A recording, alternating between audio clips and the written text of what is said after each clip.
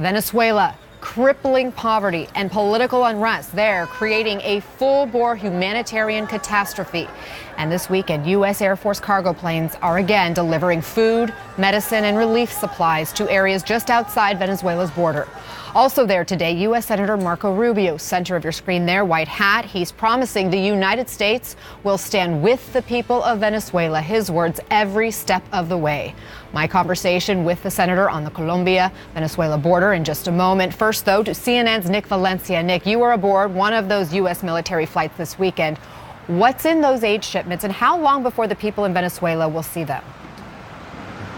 Basic goods and commodities on it that could be found at an everyday grocery store, things like rice, beans, lentils. But right now, not in Venezuela. There's even hygiene kits, toothbrushes, toothpaste, nutritional biscuits to help those children that are malnourished, suffering from this crisis. How and when this aid gets into Venezuela will ultimately be up to the Venezuelan military. Now, if you talk to representatives within the Juan Guaido government, they tell you that they are very optimistic that the military will do the right thing, the moral thing, and allow this aid in.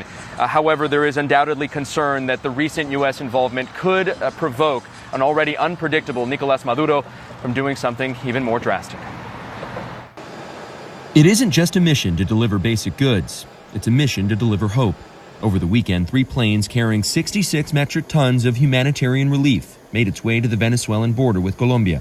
The supplies, part of an effort led by the USAID and both the Departments of Defense and State. These are just the basic necessities. State Department official Julie Chung helped lead the mission to assist the millions impacted by what she called a man-made crisis created by Venezuelan President Nicolás Maduro. The only thing that's stopping us is the Maduro regime. We've seen them block the bridges, block the roads, and it's an abomination to humanity to stop basic necessities and goods from entering your country to help your own people. Is there any concern that something like this would provoke him from doing something even more drastic, that this could perhaps be seen as further politicizing a crisis?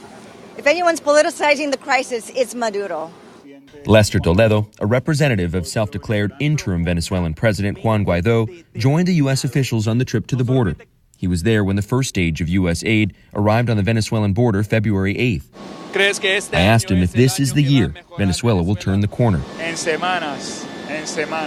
He said he thinks it'll happen in a matter of weeks.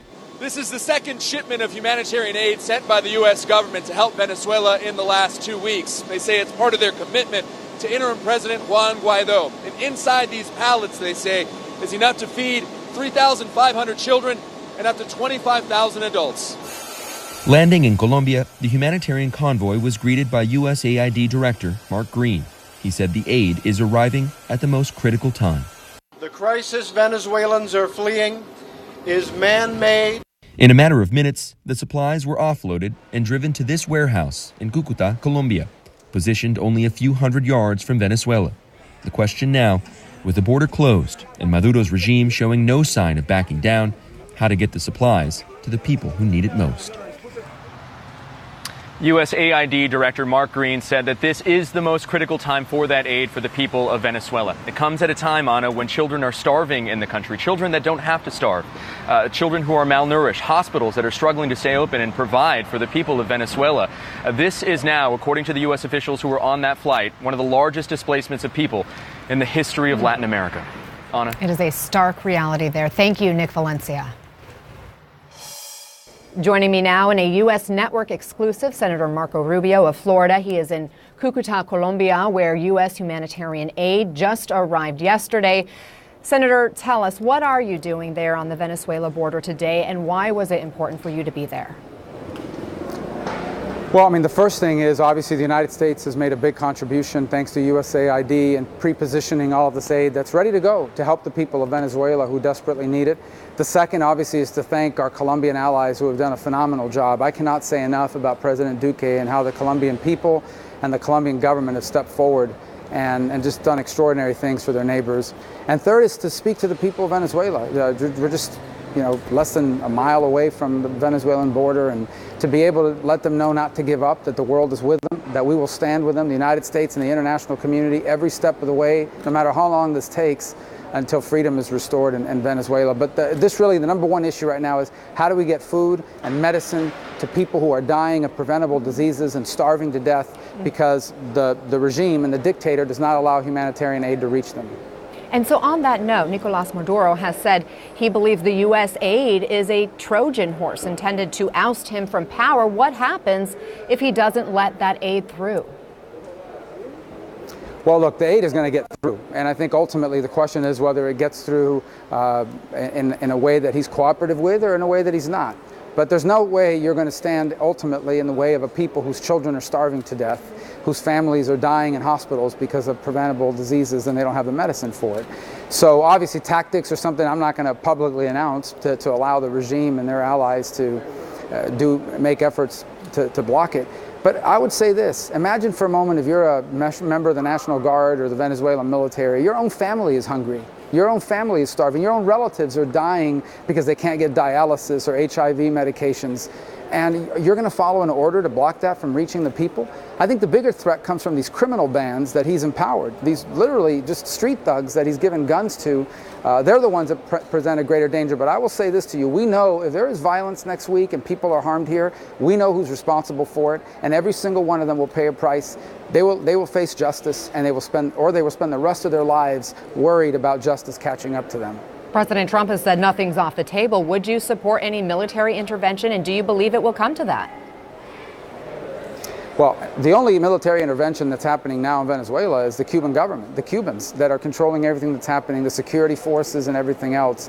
The United States retains the right to utilize military force in its national security interest anywhere in the world. That's not just Venezuela, that's anywhere on the planet.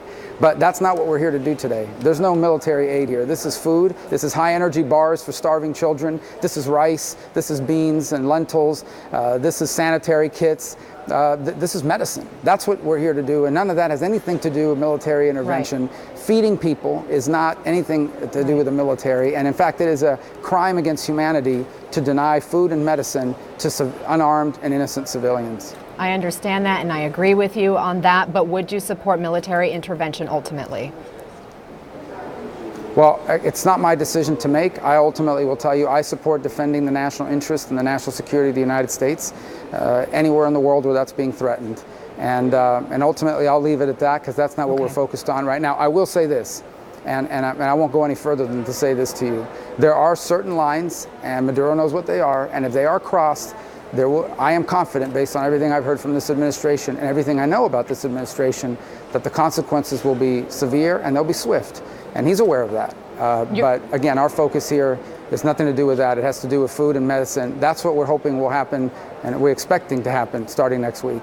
You're at the Colombia-Venezuela border. President Trump just declared a national emergency to build a wall to protect the southern U.S. border. It's a move I know you have opposed. Would you vote for a resolution disapproving the emergency declaration?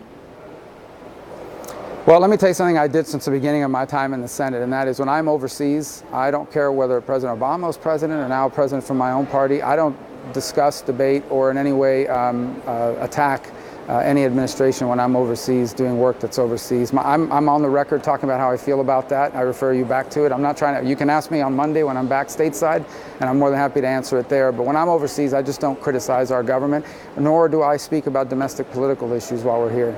You don't have to criticize the government. Are there enough Republican senators to get a supermajority overriding a potential presidential veto? I don't know. As I said, I have no idea. I mean, we'll find out, maybe we won't. But like I said, right here today, we're here focused on Venezuela and on the bipartisan support that exists for this. That's another important point to make. There is extraordinary bipartisan support for what U.S. policy towards Venezuela is, and that's important for the Venezuelan people to know. You are still a U.S. Senator, and the President just declared a U.S. national emergency. Is there a national emergency happening right now in the U.S. at the U.S. southern border? Well, that's the third time you asked me the same question, and it's going to be the same answer. I've made public statements on this. They're out there. I've tweeted about it. I encourage you to refer to those, and I'm more than happy to talk about it again on Monday when I'm back. But when I'm overseas, I just don't talk about domestic politics. It's a practice that, frankly, has been a tradition of U.S. office holders for a long time. Okay, before I let you go back to Venezuela for one more moment, you said there is a red line in this situation in Venezuela. What is that red line?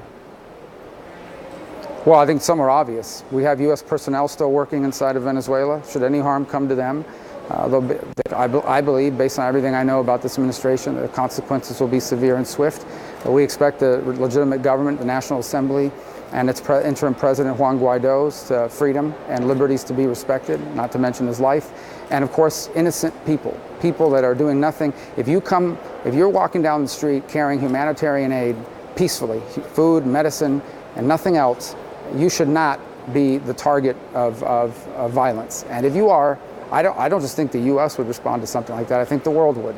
And but obviously, we hope it doesn't come to it, because at the end of the day, I think there are hopefully enough good people left in that regime, or around it, I should say, in the security forces at the ground level, at the rank and file level, who are not going to deny their own parents, their own neighbors, their own mothers and fathers, their own children food and medicine. All right, Senator Marco Rubio, again, joining us from the Colombia-Venezuela border. Thank you very much for taking the time. Thank you.